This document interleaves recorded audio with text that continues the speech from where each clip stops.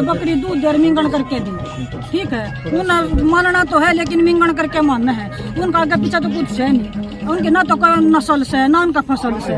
तो हमारी फसल नस्ल है वो बर्बाद लाग रही है करण। भगवान का शुक्र उनका नस्ल ना है, ना नस्ल उनकी ये तो वैसे दे आगे उनकी नस्ल से दो। हम तो हाथ जोड़ा के रंडे हैं, रंडे चले जाएंगे। लेकिन यह सरकार इतना रहेगी ना, हमारा ना तो किसान मजदूर सुरक्षित है, ना हमारा कोई भी कर्मचारी किसी भी वर्ग का कोई भी सुरक्षित नहीं है। हमारी वो बेटी भी सुरक्षित नहीं है। हमारा देश पहले भी गुलाम था, आज भी गुलाम है। अगर आजाद होना है तो एक तिरंगे के नीचे होना होगा, इतना नहीं होगा, इतना देश आजाद नहीं होगा। जब अकल ले लेवा और अकल नहीं लेना चाहती तो फिर जूते मार का अकल दे देंगे। भैया जूते मारे हैं इसका 35-36 दिन। आज इसका समझ में आई है, रात ने प्रोग्राम कर दिया, रात ने इंती माटी ठानी शुरू कर दी। जब के खड़ा जा रहे थे 35 दिन तक के देखना चाहते, ये नू देखना चाहते किसान अलग अलग बांट जाए या किसान लड़े नहीं। पर इंती बेरा कोई किसान नहीं, एक लड़ाका कौम है जो लगातार 100 साल तक लड़ सके। तो फिर सरकार के समझ में नहीं आती। तो आपने मैं कहा करूँ कई बार बोले आ गए लेन देन का खक नहीं, साहूकारी में सक नहीं, रंटेंगी सरकार और जुटेंगी बोछार है, इसके पल्ले कुछ नहीं। या तो सान है बेरा, नहीं तो ये दारू पी के बनावा है कानून। बेरा नहीं है मतलब कड़ा तो ये नंगड़ पकड़ दिए, इन बाबिया का थर इन मोडिया का थर मंदिर बनाए रखे थे हमने, ये संसद विधानसभा में बिठा दिए, उसका खामियाजा हमने भुगतना पड़ेगा। एक बात तो और बताया जाता है कि एक बार देखा है कितना दम किसान हमारे में बतेरा दम है। इस सरकार ने खंगोल देंगे अमीर का 24 ना। हाँ छोटा नहीं देखा जाए कि हर वर्ग सड़कों पर है, जो सबसे ज्यादा इसी सरकार में आंदोलन है। इसके बारे में नहीं, सरकार तो मैंने बता तो दिया, रंडेंगी सरकार है, इनका लाग लपेट को नहीं, बेरा को नहीं, बहु बच्चे के हुए हैं, बेटा बेटी के हुए हैं, बात के हुए है, ब्याह के हुआ है।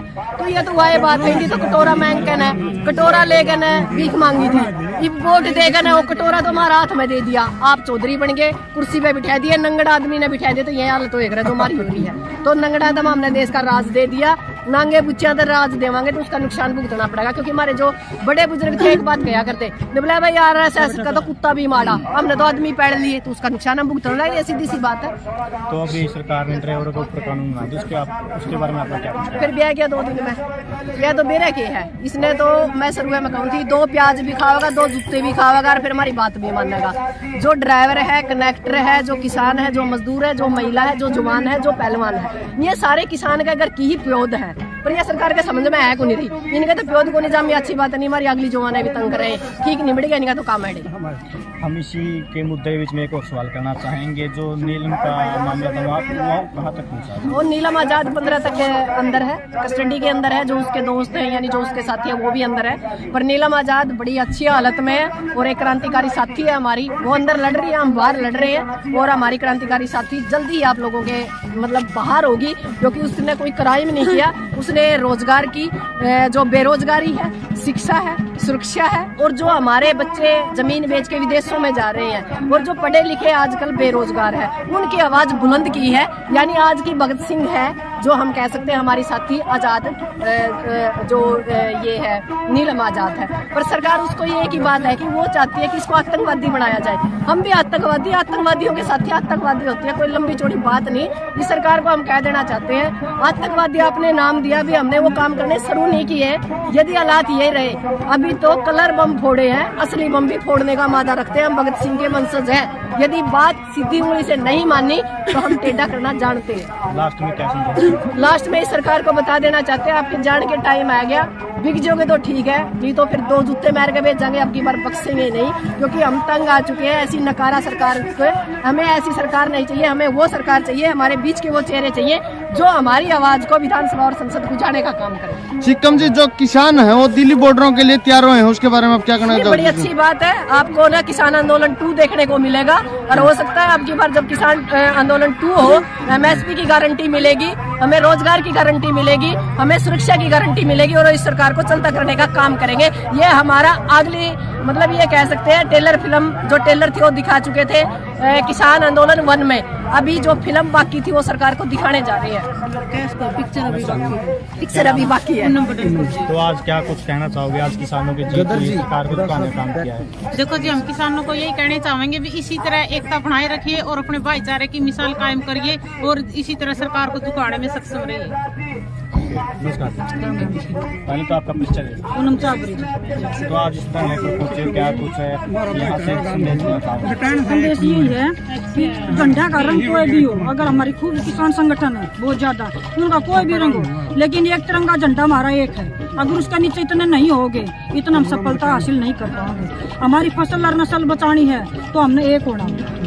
सरकार बाद में मान जाती है मांगों को, पहले क्यों नहीं मानती? इतना नुकसान भी हो जाता है, इसके बारे में आपका क्या कहना है? वो नहीं है, बकरी दूध दे मिंगन करके दी, ठीक है। उन मानना तो है लेकिन मिंगन करके मानना है। उनका आगे पीछे तो कुछ है नहीं, उनके ना तो कोई नस्ल से ना उनका फसल से। तो हमारी फसल नस्ल है वो बर्बाद लाग रही है कारण भगवान का शुक्र उनका नस्ल ना है, ना नस्ल उनकी ये तो वे सिद्ध है, आगे उनकी नस्ल सिद्ध हो। हम तो हाथ जोड़ा के रांडे हैं, रांडे चले जाएंगे। लेकिन यह सरकार इतना रहेगी ना, हमारा ना तो किसान मजदूर सुरक्षित है, ना हमारा कोई भी कर्मचारी किसी भी वर्ग का कोई भी सुरक्षित नहीं है। हमारी वो बेटी भी सुरक्षित नहीं है। हमारा देश पहले भी गुलाम था, आज भी गुलाम है। अगर आजाद होना है तो एक तिरंगे के नीचे होना होगा, इतना नहीं होगा, इतना देश आजाद नहीं होगा। तो लास्ट में क्या कुछ संदेश देना चाहोगे दर्शकों को? संदेश यही है कि भी एक हो जाओ, एक तिरंगे के नीचे इकट्ठे हो जाओ। इतना मजदूर किसान एक नहीं होगा, इतना में लड़ाई नहीं जीत पाएंगे। अगर जीतनी है तो सब ने, सतीश बिरादरी ने, पूरी कौम ने, पूरे हरियाणा प्रदेश ने एक होना होगा। एक मुट्ठी ना बंद मुट्ठी खाला की और खुला तो खाक की, बंद मुट्ठी की तरह मजबूत होना होगा ताकि उसने कोई भी नहीं खोल सके, तब हम लड़ाई जीत सकेंगे। अगर बीजेपी का सफाया नहीं होगा, इतना हम आजादी नहीं मिल सकती। हम ना हमारी भी बेटी सुरक्षित रहेंगी, ना हमारा कोई कर्मचारी और मजदूर किसान सुरक्षित रहेगा। आगे होने वाले चुनाव का आप किस नजरिए से देखते हैं? हार्दिक शुभकामनाएं देते हैं। जो इतनी ठिठुरती ठंड में 36 दिन लगातार ये धरना चला और आपने आज जीत हासिल की, ये आपकी एकता, ताकत और एक भाईचारे की मिसाल है। और आज आपने ये कायम करके दिखा दी कि एकता में कितना बल है, एकता में कितनी ताकत है। अगर हम संगठित रहकर इकट्ठे होकर अपनी लड़ाई लड़ेंगे तो हम इसी तरह जीत हासिल करते रहेंगे। लेकिन अगर हम अकेले ही रहेंगे, खंडित रहेंगे तो हम जीत हासिल नहीं कर सकेंगे। लेकिन ये सरकारें हम पर जुल्में ढालती हैं, लेकिन ये हमारी कमजोरी है क्योंकि हम इकट्ठे नहीं होते।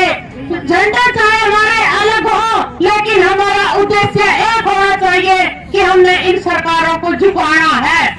और मैं आपको बार बार बधाई देती हूँ क्योंकि हमने हर बार जीत ही हासिल की है। मैं जाग रहे तो मेरे जाग के दिखा, अपने पैराए को पहचान के दिखा।